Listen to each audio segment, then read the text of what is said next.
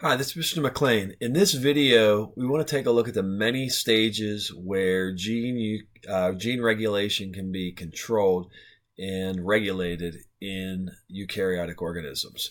So one of the things that I put together for you and I posted in your Google Classroom is this document that kind of outlines the main points that we're going to try to emphasize. So you might want to have this particular document available with you when you go over this video and you review some of these different stages.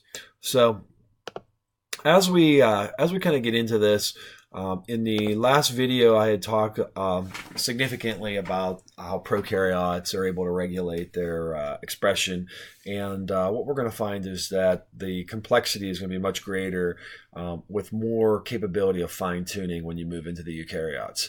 And one of the other points of emphasis is the idea that part of the reason why we have so much differentiation between our cells is that even though we have the same DNA, we have a differential gene expression. So I like this particular slide because I think it gives us a good flowchart of how regulation takes place when we look at our eukaryotes. And we can kind of start right there at the plasma membrane when we see this signal that's going to come through here. Now, when that signal is going to either set off a signal transduction pathway or potentially directly impact the nuclear material, that all depends on the nature of the signal. And that's another section when we look in chapter 11 for cellular signaling. But regardless, we want to start our journey right inside by looking at the chromatin, and we're going to see how chromatin modifications can actually take place. And that's our first level of control. And one of the things that we know is that those histones can be regulating a regulating factor. So let's zoom in here on what those histones look like. And you can see right here, it creates what's called a nucleosome, which is going to have our histones in clusters of 4 with the tails facing out. And that blue strand is our DNA that's going to wrap around that. So it creates this cluster. Now, one of the first things that we need to take a look at is how those histones are being modified by environmental factors such as acetyl groups being added. So in this particular picture right here, the green dots represent acetyl molecules or acetylation that has taken place. And part of what that does is it creates a relaxed scenario which induces what we call euchromatin. Whereas if we look at the unacetylated histones, we can see that they pack together pretty tightly, and that's heterochromatin.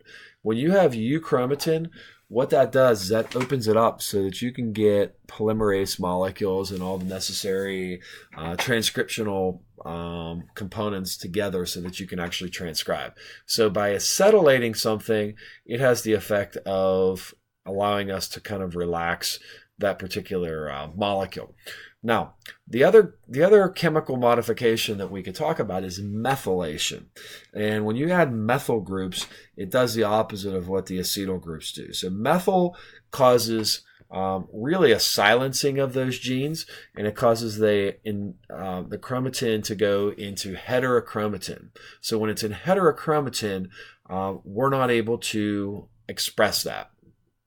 Now, there's also some evidence that when you add phosphate groups around the methylated histones, that has an effect of loosening the chromatin.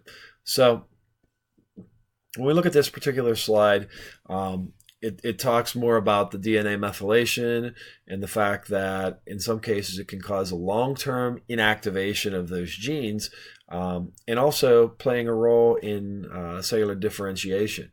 Now, the concept of genomic imprinting.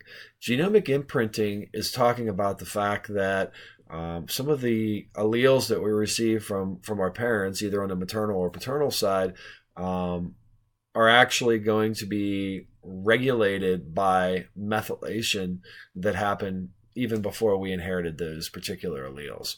So that gets into what's referred to as our epigenetic inheritance. The idea that some of these chromatin changes and modifications can actually be passed from one generation to the next. So our inheritance is more than just the nucleotide sequences that we typically associate it with, but rather it can also involve the epigenetic inheritance that goes along with that. Okay. And like I said, the big thing is when we modify the chromatin, that impacts whether or not we can actually get in there and initiate transcription. Okay, so going back to our flow chart of things, we're going to assume that we have things either inducing euchromatin, or it's relaxed enough so that we can be at the position. So we've kind of checked that off as position number 1, and now we're talking about, can we initiate the transcription process? So when we look at how eukaryotes go about and carry out their transcription, one of the things that's really quite different is that when we look at it, they have what's referred to as control elements. And the idea of the eukaryotic regulation and the eukaryotic genetic layout is that those control elements are not necessarily as close together as they are in the prokaryotes. So if we look at this particular slide right here, we notice a couple things that are dramatically different from a prokaryote. First thing is that we do have within our coding region, we have the introns, which eventually are going to be removed. We have our exons. We have our poly A signal sequence and things of that sort. We have our promoter. We don't see an operator, okay? But what we do have is we have these proximal control elements. Those are the elements that are close to the promoter, and we're going to see where they're going to be at. And then when you see this designation, that could mean that there's a lot of code there, so it's not necessarily close. And then upstream, you have what are referred to as our enhancer region with our distal control elements. So there could be a significant amount of code between those different areas. So we think about this. Down here, this is going to transcribe, and it's going to allow us to get our pre-messenger RNA before we go through and modify. And then eventually, we've talked about it in previous chapters, you make the modifications with the 5' cap, and you have your poly A tail, and you have your untranslated regions, and you have your start and stop codons. So those are all things that we want to accomplish. But the question is, how do we get this even initiated? And one of the things that's really critical is the transcription factors. Okay, so in eukaryotes, in order to initiate transcription, they rely on transcription factors. The RNA polymerase is not going to function without those transcription factors. So when we look at the mechanism of bringing those transcription factors and the polymerase together, we have these two control elements. We have our proximal control and we have our distal control. In the distal control, you have your enhancers. And like I said, they can be pretty far away into that overall layout. The other thing that we have are referred to as activators. And activators are proteins that are going to bind to that enhancer region. And then what they will do is they will attach to the mediator proteins and the transcription factors. So when we look at it, an activator actually has two domains. It has the section that attaches to the DNA molecule, and then it has the second part that will allow it to attach to some of those different transcription factors. Now, sometimes the activator may even attach to transcription factors that act like a repressor, and in some cases may even silence genes. But if we look at this picture right here, what we're going to see is we have our promoter that we've talked about in the past, the TA box, with our gene that's going to be coded after that. And then we got this space, and then up here we have our enhancer, which is part of the distal control element, and we have the activators, these proteins that attach to the enhancer. So when we look at this image right here, what we're going to notice is that this essential protein, known as the DNA bending protein, is going to align itself somewhere in that area, and it's going to cause the DNA to bend, as the name indicates. All right. Once it bends, what that's going to do is that's going to put this enhancer region in an area with the activators where these general transcription and mediator protein factors are going to be located. What it wants to do is it creates this overall transcriptional initiation complex, or transcription initiation complex, once the RNA polymerase II is there. So the idea is polymerase isn't just going to jump in here and transcribe that gene. It is essential that we bring together and initiate this process.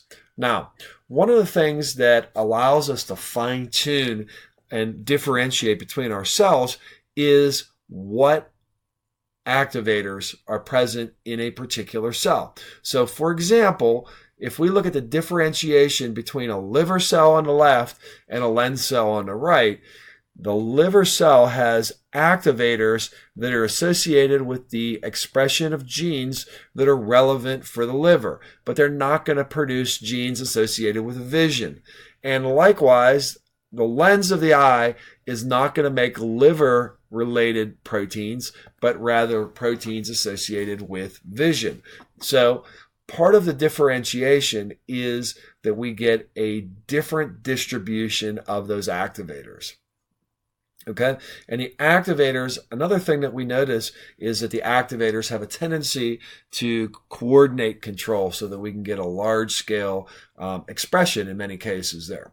The other thing that we want to look at is we talk about chromatin a lot of times as being a general cluster of DNA, but the reality is the chromatin has somewhat of an architecture to it. And whenever we have transcription taking place, we have sections of the chromatin that kind of loop out into these areas where we have dense accumulations of the necessary components. All right, after transcription, that takes us to our post-transcriptional modification. We've talked about this before in previous videos, but what that leads us to is the actual splicing process. So what we're viewing right now is an example of alternative splicing. So you got the splicing that takes place, and obviously you've got the modifications of the messenger RNA where you go through and you put the 5' and the 3' adjustments on there. One of the other things that is a regulatory point, and we're going to see a little bit more of this in a future video, is that sometimes you go all the way through the process of transcribing and then processing mRNA, and the mRNA becomes degraded. And we're going to see the role of some of the different RNA molecules that can potentially facilitate that. And then the last thing that we have as we kind of progress through here, assuming that the messenger RNA successfully is able to take us to the ribosome and we get our initial translation taking place, what we get is a polypeptide, or a protein at level 1, where it has an amino acid sequence, but it hasn't necessarily been organized yet and hasn't gotten to the secondary, tertiary, or quaternary structure. That's where the protein processing comes in at. And even then, occasionally, we still have a mechanism that will destroy that and degrade that. So in this particular example, we can see that we have something that's a protein. This protein has been marked for destruction. It has been attached with a ubiquitin complex. So we'd say this is an ubiquitinated protein. The protein is then marked for destruction. It's going to enter into our proteasome, and then the proteasome is going to execute a protein degradation. So as you can see, there's many different steps along the way where regulation can absolutely take place. Like I said, my suggestion is to review this outline right here. I've focused on some of the different details, and hopefully that helps you.